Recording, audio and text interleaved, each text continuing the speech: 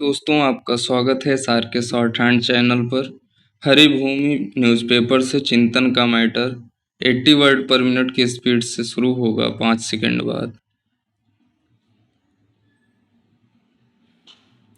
हाल ही में NEET paper leak को लेकर छात्र आंदोलनों के दौरान हुई गिरफ्तारियों और पुलिस कार्रवाई पर सुप्रीम कोर्ट ने बेहद संतुलित टिप्पणी की है। अदालत ने स्पष्ट किया है कि जिन छात्रों का कोई आपराधिक रिकॉर्ड नहीं है और जिन्हें केवल प्रदर्शन में भाग लेने के कारण हिरासत में लिया गया है, उन्हें तत्काल रिहा किया जाए। साथ ही अगली सुनवाई तक उनके खिलाफ दंडात्मक कार्रवाई पर रोक लगाई गई है। यह फैसला लोकतंत्र, न्याय और संवैधानिक अधिकारों की रक्षा की दिशा में महत्वपूर्ण कदम है।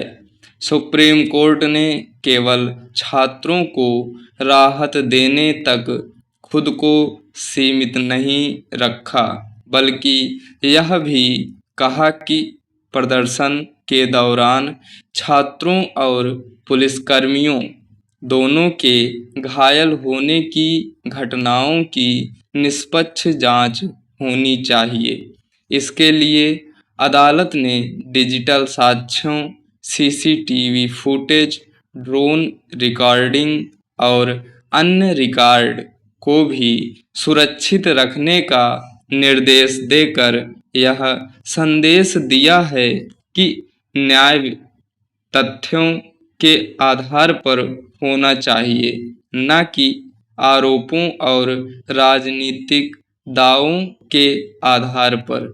यदि किसी छात्र के साथ अन्याय हुआ है तो उसे न्याय मिलना चाहिए, लेकिन यदि किसी ने हिंसा, आगजनी या सरकारी संपत्ति को नुकसान पहुंचाया है तो उसके खिलाफ कानून के अनुसार कार्रवाई भी होनी चाहिए।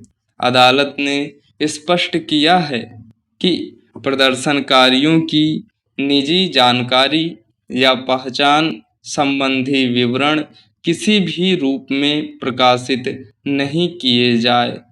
इससे शीर्ष कोर्ट ने स्पष्ट संदेश दिया है कि लोकतंत्र में विरोध का पूरा सम्मान है, लेकिन कानून से ऊपर कोई नहीं है। देश में पिछले कुछ वर्षों में प्रतियोगी परीक्षाओं में पेपर लीक और अनियमितताओं ने युवाओं का भरोसा कमजोर किया है। लाखों छात्र वर्षों की मेहनत के बाद परीक्षा देते हैं और जब उनकी मेहनत भ्रष्टाचार की भेंट चढ़ती है तो आक्रोश स्वाभाविक है। सरकार की जिम्मेदारी है कि ऐसी घटनाओं को रोकने के लिए पारदर्शी और भरोसेमंद व्यवस्था बनाए। वहीं छात्रों को भी यह समझना होगा कि लोकतांत्रिक विरोध का अर्थ सार्वजनिक संपत्ति को नुकसान पहुंचाना या हिंसा का सहारा लेना नहीं है।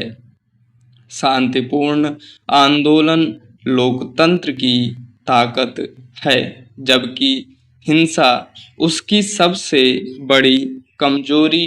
यह भी उतना ही आवश्यक है कि पुलिस कार्रवाई कानून के दायरे में रहे।